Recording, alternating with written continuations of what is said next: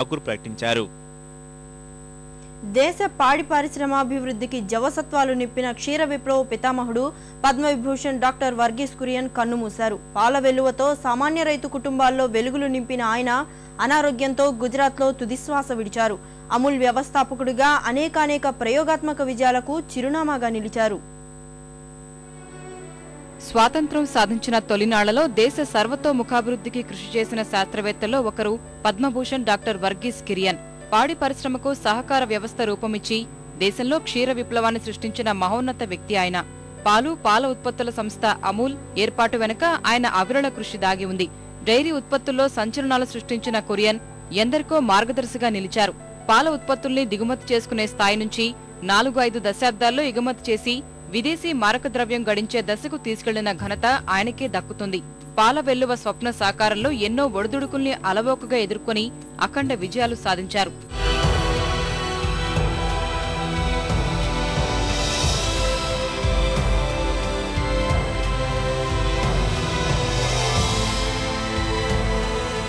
(1921) కేరళలోని ఓ సామాన్య కుటుంబంలో జన్మించిన కురియన్ తమిళనాడులో బీఎస్సీ తర్వాత గిండి కళాశాలలో ఇంజనీరింగ్ పూర్తి చేశారు. టిస్కోలో ఇంజనీరుగా కొద్ది కాలం పనిచేశాక మెటలార్జీ విభాగంలో విద్యను అభ్యసించాలని బ్రిటిష్ ప్రభుత్వానికి దరఖాస్తు చేసుకున్నారు. అనంతరం అమెరికాలోని మిచిగాన్ వర్సిటీలో చదువు పూర్తి చేసుకుని స్వదేశం చేరుకున్నారు.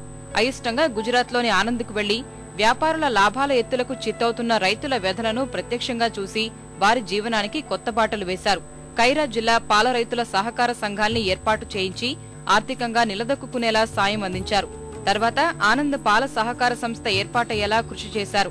అనంతర కాలంలో కైరా పాల ఉత్పత్తుల సంఘమే అమూల్గా ఏర్పడటానికి దోహదపడ్డారు.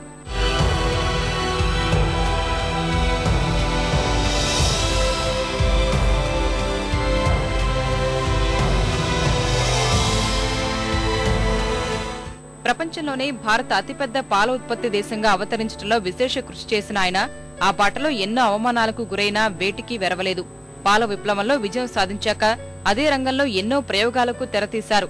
పాల సహకార వ్యవస్థ నిర్మాణంలో తాను అధిగమించిన అనేక కష్టనష్టాలను ఓ పుస్తకంలో పూసగుచ్చారు. రాజకీయ నాయకుల పన్నాగానికి అమూల్ చైర్మన్ పదవిని కోల్పోవాల్సి వచ్చినా కుంగిపోలేదు. పాల ఉత్పత్తుల రంగంలో వర్గీస్ నాయకత్వ లక్షణాలను గుర్తించిన ప్రభుత్వం ఆయనతో జాతీయ పాడి పరిశ్రమాభివృద్ధి సంస్థను స్థాపించేలా చేసింది. దేశ క్షీర విప్లవ పితామహుడుగా ఆయన చేసిన సేవలకు గుర్తింపుగా 1999లో పద్మవిభూషణ్ బిరుదుతో సత్కరించింది.